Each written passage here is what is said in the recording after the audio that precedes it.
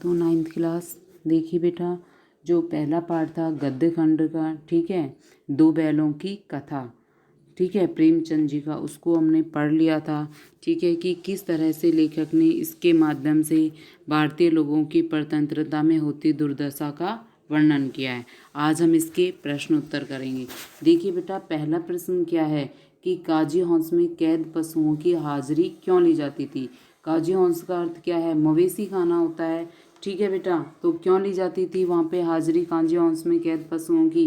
Kanji house में जो दूसरों के खेत में घुस करके क्या करते थे, पशु हानि करते थे, उनकी फसलों को खा लेते थे। ठीक है, तो पशुओं को किस में बंद कर दिया जाता था, मवेशी खाना यानी काजी हाउस में उन्हें बंद कर दिया जाता था। ठीक है, और जो बंद पशु थे उनका एक क्या होता था, रजिस्टर होता था जिसमें उनकी हाजिरी ली जाती थी। ठीक है, और यदि किसी पशु का मालिक उसको लेने आता था तो उसे जुर्माना दे करके उसे छोड़ दिया जाता था। ठीक है, परंतु जिन पशुओं के मालिक उनको लेने नहीं आते थे तो उनकी क्या कर दी जाती थी, नीलामी की जाती थी। ठीक है, और कांजी हाउस में भी पशुओं की सही जानकारी रखने के लिए उनकी हाजिरी ली जाती थी। ठीक है, तो जैसे क्या जाएगा, जैसे हीरा मोती की भी क्या कर दी गई थी, नीलामी कर दी गई थी।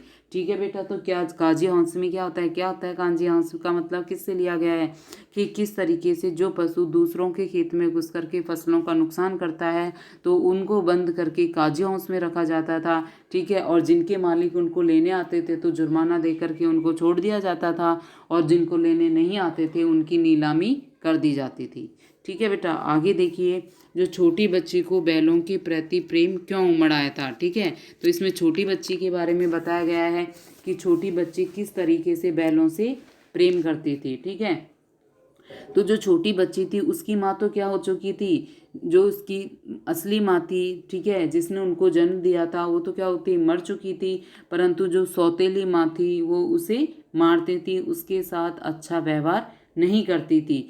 ठीक है, तो इसलिए माँ बाप से बिछुड़ने का डर वो छोटी सी बच्ची जानती थी, और हीरा मोती को देख करके उसके मन में क्या उमड़ आया था, प्रेम की भावना उमड़ आई थी। ठीक है, उसी तरह से उसे क्या लगा था कि ये भी मेरी तरह ही दुखी हैं।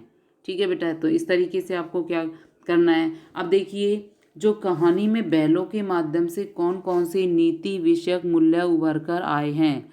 ठीक है, क्या करना है, बैलों के माध्यम से, ठीक है, कौन कौन से नीति विषयक मूल्य, आपको इसको पॉइंटों में करना है। ठीक है बेटा, आपको इसको कैसे करना है, पॉइंटों में करना है कि कौन कौन सी नीति विषयक मूल्य इसमें उभर करके आए हैं। ठीक है, पहला मूल्य तो क्या है कि मनुष्य को हद से ज़्यादा, ठीक है, हद से ज़्यादा उसे सहनशील नहीं होना चाहिए, क्योंकि इस संसार में जो ज़्यादा सीधा साधा व्यक्ति होता है उसे मूर्ख माना जाता है। ठीक है, और दूसरा इसमें पॉइंट क्या आ जाएगा, दूसरा पॉइंट क्या लिखोगे, पहला पॉइंट तो लिख दोगे कि मनुष्य को क्या रहना नहीं चाहिए, हद से ज़्यादा उसे सहनशील नहीं रहना चाहिए, सीधा साधा नहीं रहना चाहिए, क्योंकि अत्यधिक सीधा साधा रहने से लोग उसे क्या समझते हैं, मूर्ख अर्थात गधा समझते हैं। ठीक है बेटा, और दूसरा पॉइंट इसमें क्या आ जाएगा कि मनुष्य को हमेशा सहयोग की, परोपकारिता की, ठीक है, और स्वामी भक्ति की भावना रखनी चाहिए, और स्त्रियों के प्रति कौन सी भावना रखनी चाहिए, स्त्रियों के प्रति सम्मान की भावना हमेशा रखनी चाहिए। ठीक है बेटा, दूसरा पॉइंट क्या आ जाएगा कि मनुष्य को हमेशा सहयोग की, परोपकार की भावना रखनी चाहिए, और स्त्रियों के प्रति हमें सम्मान की भावना रखनी चाहिए। ठीक है, तीसरा पॉइंट इसमें क्या आ जाएगा कि किस तरह से व्यक्ति को क्या करना चाहिए, बड़े से बड़ा कष्ट उठाने के लिए हमेशा उसे तैयार रहना चाहिए। ठीक है बेटा, क्या बताया गया है कि व्यक्ति को हमेशा बड़े से बड़ा कष्ट उठाने के लिए हमेशा उसे तैयार रहना चाहिए। ठीक है, और चौथा पॉइंट क्या आ जाएगा कि मनुष्य को हमेशा अपने अधिकारों के लिए क्या करते रहना चाहिए, संघर्ष करते रहना चाहिए। ठीक है बेटा, मनुष्य को अपने अधिकारों के लिए क्या करते रहना चाहिए, हमेशा संघर्ष करते रहना चाहिए। ठीक है, और पांचवा क्या आ जाएगा इसमें, पांचवा इसमें आ जाएगा कि हमें हमेशा क्या करना चाहिए, दूसरों के प्रति सच्ची आत्मीयता का भाव रखना चाहिए। ठीक है बेटा, क्या आ जाएगा इसमें पांचवा पॉइंट कि हमको हमेशा सच्ची आत्मीयता का भाव रखना चाहिए, और जो नारी जाति है उसका हमेशा हमें सम्मान करना चाहिए। ठीक है, तो ये पॉइंटों के आधार पे आपके 5 पॉइंट आ जाएंगे। ठीक है, अब आगे प्रश्न देखिए कि प्रस्तुत कहानी में प्रेमचंद ने गधे की किन स्वभावगत विशेषताओं के आधार पर उसके प्रति रूढ़ अर्थ अर्थात मूर्ख का प्रयोग न कर किस नए अर्थ की ओर उसने संकेत किया है। ठीक है, तो किस नए अर्थ की, यानी मूर्ख माना जाता है गधे को, ये तो रूढ़ अर्थ है इसके लिए। ठीक है, परंतु इनका प्रयोग न करके कौन से नए अर्थों का इन्होंने प्रयोग किया है। तो देखिए बेटा, इसमें गधे को क्या बताया है, किसके बराबर बताया, इसमें उन्होंने सहनशील बताया है। ठीक है, सुख दुख में समान भाव रखने वाला बताया है, संतोषी बताया है। ठीक है, और क्रोध रहित बताया है। ठीक है, तो ये स्वभाव वाला उसने बताया है। ठीक है, कि किस तरीके से, ठीक है, उस गधे की तुलना किससे की गई है, ऋषि मुनियों से की गई है। ठीक है, तो इस तरह से उन्होंने गधे का जो सद्गुणी है, संतोषी स्वभाव वाले अर्थ की ओर उन्होंने संकेत किया है। ठीक है बेटा, कौन कौन से गुणों की ओर उन्होंने संकेत किया है कि गधा क्या होता है, सद्गुणी होता है, यानी अच्छा गुणी होता है। ठीक है, और कौन से गुण की ओर उन्होंने संकेत किया है, संतोषी, यानी वो संतोषी स्वभाव का होता है। ठीक है, और कौन से गुण का, यानी वो सहनशील होता है। ठीक है बेटा, सहनशील होता है। और कौन से गुण की ओर संकेत किया गया है कि वो सुख दुख में क्या होता है, सुख दुख में वो समान रहता है। ठीक है बेटा, सुख दुख में क्या रहता है, सुख दुख में गधा समान रहता है। ठीक है, तो कौन से अर्थ की ओर इसमें संकेत किया गया है कि जो गधा है, ठीक है, उसके लिए सहिष्णुता, सद्गुणी, संतोषी, सहनशीलता, ठीक है, सुख दुख में समान रहने वाला, इन अर्थों की ओर संकेत किया गया है। ठीक है बेटा, अब आगे का देखिए, किन घटनाओं से पता चलता है कि हीरा और मोती में गहरी दोस्ती थी। अब देखिए बेटा, कौन सी घटनाओं से हमें पता चलता है कि हीरा और मोती में गहरी दोस्ती थी।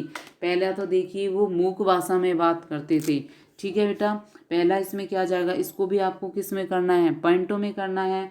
ठीक है, तो क्या है कि पहले तो वो क्या करते थे, मूक भाषा में वो बात करते थे, अर्थात पहला पॉइंट क्या जाएगा कि मूक भाषा में वो बात करते थे और एक दूसरे की बातों को वो बिना कहे ही समझ जाते थे। ठीक है बेटा, और दूसरा क्या आ जाएगा इसमें पॉइंट कि वो एक दूसरे का जो प्रेम है उसको सूंघ कर और चाट कर वो अपना प्रेम प्रकट करते थे। ठीक है बेटा, और इसमें दूसरा पॉइंट यह आ जाएगा, तीसरा पॉइंट क्या आ जाएगा कि संगठन में जो शक्ति होती है उसमें वो विश्वास करते थे, एकता की शक्ति में वो विश्वास करते थे। ठीक है, तो मित्रों ने जो सहयोगी रणनीति से सांड का जो मुकाबला किया था, तो वो संगठन की भावना से किया था। ठीक है, और चौथा पॉइंट क्या आ जाएगा इसमें कि किस तरीके से, ठीक है, किस तरीके से उन्होंने क्या नहीं होने दिया, मोती ने जब हीरा को क्रोधित हो देखकर, जब मोती ने उसके साथ क्या किया था, ठीक है, तब हीरा को क्रोधित देख करके मोती ने उसके साथ कठोर व्यवहार किया, तो दोस्ती को दुश्मनी में उसने नहीं बदलने दिया था। ठीक है बेटा, और इसमें किन घटनाओं से पता चलता है कि वो किस तरह से हल जब जोतते थे खेतों में, तो किस तरह से वो चाहते थे कि इसका वजन भी मेरे ऊपर ही आ जाए। ठीक है, तो उनके अंदर सहयोग की भावना थी। और क्या आ जाएगा उसमें कि किस तरह से जब उसकी रस्सी टूटी नहीं थी, ठीक है, और वो अकेला बाहर जाने के लिए जब बोल रहे थे, ठीक है, तो वो उसे छोड़ करके बाहर नहीं गया था। ठीक है, जब उसकी हीरा की रस्सी टूटी नहीं थी तो उस हीरा ने मोती से क्या बोला था कि मेरी जान जाती है तो जाने दो, तुम अपनी जान बचाओ, तुम यहाँ से बाहर चले जाओ, पर मोती उसको छोड़ करके नहीं जाता है। इससे भी उनकी घनिष्ठ मित्रता का पता चलता है। तो इस तरीके से आपको इसको करना है। ठीक है बेटा, अब देखिए, लेकिन औरत जात पर सींग चलाना मना है, यह भूल जाते हो। हीरा के इस कथन के माध्यम से स्त्री के प्रति प्रेमचंद का दृष्टिकोण आपको बताना है। स्त्री के प्रति कौन सा दृष्टिकोण प्रेमचंद जी का व्यक्त हुआ है, यानी सम्मान का हुआ है। अब देखिए, स्त्रियों के प्रति सम्मान का दृष्टिकोण व्यक्त हुआ है। ठीक है, भारतीय संस्कृति में क्या माना जाता है, यत्र नार्यस्तु पूजन्ते रमते तत्र देवता। ठीक है, तो नारी को सभी जगह सम्मानीय माना जाता है, और जहाँ नारी का सम्मान नहीं किया जाता है वहाँ पर क्या होता है, जहाँ नारी का सम्मान नहीं किया जाता है, जहाँ नारी का सम्मान नहीं किया जाता है वहाँ क्या होता है, क्या होता है बेटा, वहाँ पे जहाँ नारी का सम्मान नहीं होता है वहाँ पर क्या होता है कि जहाँ नारी का सम्मान नहीं किया जाता है वहाँ पर देवता निवास नहीं करते हैं। ठीक है बेटा। और इसमें क्या बताया गया है कि किस तरीके से जहाँ पर जो मारते पीटते हैं, जो उत्पीड़न करते हैं हमारे समाज में स्त्रियों का, ठीक है, तो उनके प्रति प्रेमचंद जी का दृष्टिकोण सही नहीं है। ठीक है, प्रेमचंद जी का दृष्टिकोण उनके प्रति सही नहीं रहा है। ठीक है, तो देखिए और इसमें क्या बताया गया है कि यानी नारी के प्रति उन्होंने सम्मान का भाव व्यक्त किया है। ठीक है, अब देखिए आपको ये प्रश्न एक अच्छे से याद करना है। ठीक है, और एक आपको जो नीति विषयक मूल्य उभर करके आए हैं, ठीक है, ये भी आपको अच्छे से याद करना है। अब आगे आप देखिए इसमें क्या इसमें बताया गया है। 7वां प्रश्न देखिए कि किसान जीवन वाले समाज में पशु और मनुष्य के आपसी संबंधों को कहानी में किस तरह व्यक्त किया गया है। अब देखिए बेटा किस तरीके से इसमें आपसी संबंधों को किस तरीके से व्यक्त किया है कि जो समाज में मनुष्य और पशु है उसमें घनिष्ठ संबंध बताया जाता है, वो एक दूसरे के सहायक होते हैं। ठीक है, एक दूसरे के घर का सदस्य मानकर एक दूसरे से वो प्रेम करते हैं, जिस तरह से झूरी और हीरा मोती, आप उदाहरण दे सकते हो झूरी और हीरा मोती का। ठीक है, और किस तरीके से पशु भी अपने स्वामी के लिए हमेशा जी जान से, ठीक है, काम करने के लिए तैयार रहते हैं, और किस तरह से झूरी भी अपने हीरा मोती को क्या करता है, स्नेह करता है। ठीक है, इसलिए वो उसको 2 बार खोला था लेकिन 2 बार ही वो अपने मालिक के यहाँ पर आ जाता है। ठीक है, तो इससे हमें क्या पता चलता है कि किसान अपने पशुओं से किस तरह से मानवीय व्यवहार करता है। ठीक है, अब 8वां प्रश्न देखिए, इतना तो हो ही गया कि 9-10 प्राणियों की जान बच गई, वे सब तो आशीर्वाद देंगे। मोती के इस कथन के आलोक में उसकी आपको विशेषताएं बतानी है। देखिए किस तरीके से बताना है कि मोती स्वभाव से क्या था, उग्र था, किंतु वो दयालु स्वभाव का भी था। वह अत्याचार का तो यानी अत्याचार का तो क्या करने वाला था, विरोध करने वाला था, लेकिन वो आज़ादी का भी समर्थन करता था, और पीड़ितों के प्रति भी वो क्या रखता था, सहानुभूति रखता था। ठीक है बेटा, इसलिए वो कांजे हौस के दीवार तोड़ करके बंद पड़े जो अन्य पशु थे उनको भी वो आज़ाद करवाना चाहता था। ठीक है बेटा, तो इस तरीके से उनकी वजह से 9-10 प्राणियों की भी जान बच गई थी। ठीक है, अब आपको आशय स्पष्ट किस तरीके से करना है। 9वें प्रश्न में देखिए किस तरीके से आपको आशय स्पष्ट करना है कि अवश्य ही उनमें ऐसी कोई गुप्त शक्ति थी जिससे जीवों में श्रेष्ठता का दावा करने वाला मनुष्य क्या है, वंचित है। किस तरीके से वंचित है कि सामान्य होती हुई भी हीरा और मोती एक दूसरे के मनोभावों को क्या कर लेते थे, पशु होकर भी वो एक दूसरे के मनोभावों को समझ लेते थे। ठीक है, तो इस तरह वो भाषा का क्या करते थे, आदान प्रदान करते थे। ठीक है, तो इसमें कथाकार क्या मानता था कि अवश्य ही पशुओं में कोई गुप्त शक्ति होती है जो बिना कही वो एक दूसरे की बातों को समझ लेते हैं। ठीक है, और दूसरा उसमें क्या है कि उस एक रोटी से उनकी भूख तो क्या शांत होती, पर दोनों के हृदय को मानो भोजन मिल गया हो। किस तरीके से, देखिए बेटा, गया के घर में हीरा मोती के साथ अत्याचार होता था, उन्हें मारता था।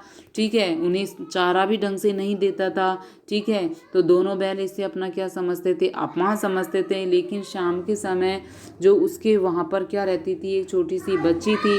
ठीक है, छोटी सी बच्ची थी, तो छोटी सी बच्ची क्या करती थी, छोटी सी बच्ची उनको खाना ला करके देती थी। ठीक है बेटा, छोटी सी बच्ची खाना ला करके देती थी उनको, क्या करती थी, छोटी बच्ची खाना ला करके देती थी। ठीक है, क्योंकि छोटी बच्ची उस दर्द को, हीरा मोती के दर्द को वो समझती थी। परंतु 1-2 रोटी वो ला करके देती थी, तो 2 रोटी से तो पशुओं की भूख शांत नहीं होती थी, परंतु उसमें क्या थी, आत्मीयता का अभाव था। ठीक है, छोटी बच्ची थी, वो छोटी बच्ची के प्रेमपूर्ण व्यवहार को देखकर उन दोनों में क्या हो जाता था, शक्ति का संचार हो जाता था कि मानो उन्हें पेट भर के भोजन मिल गया हो। ठीक है बेटा, तो अब देखिए जो 10वां प्रश्न है वो आपको क्या करना है कि गया ने हीरा मोती को दोनों बार सूखा भूसा खाने के लिए दिया। क्यों दिया था गया ने दोनों को, देखिए गया पराये बैलों पर अधिक खर्च नहीं करना चाहता था, गरीब के कारण खाली आदि खरीदना उसके बस की बात न थी, हीरा मोती के व्यवहार से वो बहुत दुखी था, उसे खाली आदि सामग्री की जानकारी न थी। तो बेटा देखिए कौन सा इसका उत्तर हो जाएगा, क्या आ जाएगा इसमें कि क्यों वो सूखा भूसा उन हीरा मोती दोनों को खाने के लिए वो देता था, क्योंकि वो हीरा मोती के व्यवहार से क्या था, बहुत दुखी था। ठीक है बेटा, क्या आ जाएगा इसमें कि वो हीरा मोती के व्यवहार से बहुत दुखी था, यानी हीरा मोती उसे बहुत परेशान करते थे। ठीक है बेटा, क्यों? क्योंकि जब जो झुरी है उसने अपने बैलों को अपने साले गया के यहाँ पे भेज दिया था। ठीक है, तो वो क्या समझता था, क्या समझते थे हीरा मोती कि हम तो जैसे भी रोटी खा लेते, परंतु अपने मालिक के यहाँ पर ही हम रहते। ठीक है, तो इसीलिए वो गया को क्या करते थे, दोनों परेशान करते थे। ठीक है बेटा, तो इस तरीके से आज हमने ये पाठ को पूरा कर लिया है। ठीक है, इसके प्रश्न उत्तर आज हमने पूरे कर लिए हैं। ठीक है, कि किस तरीके से इसमें संवेदनाओं को इसमें बताया गया है, सीधे साधेपन को इसमें बताया गया है। ठीक है, किस तरीके से सीधे साधे लोगों के माध्यम से इसमें भारतीय लोगों की स्वतंत्रता के से जो लोगों की दुर्दशा हुई थी उसका इसमें किस तरीके से वर्णन किया गया है, और किस तरीके से जो पशु हैं वो जानवर होकर भी एक दूसरे की जो भाषा है, जो विचार है, उनको समझ जाते थे। ठीक है बेटा, तो जो आगे का जो पाठ है, जो दूसरा पाठ है, ठीक है, गद्य खंड का जो दूसरा पाठ है, उसको हम कल पढ़ेंगे।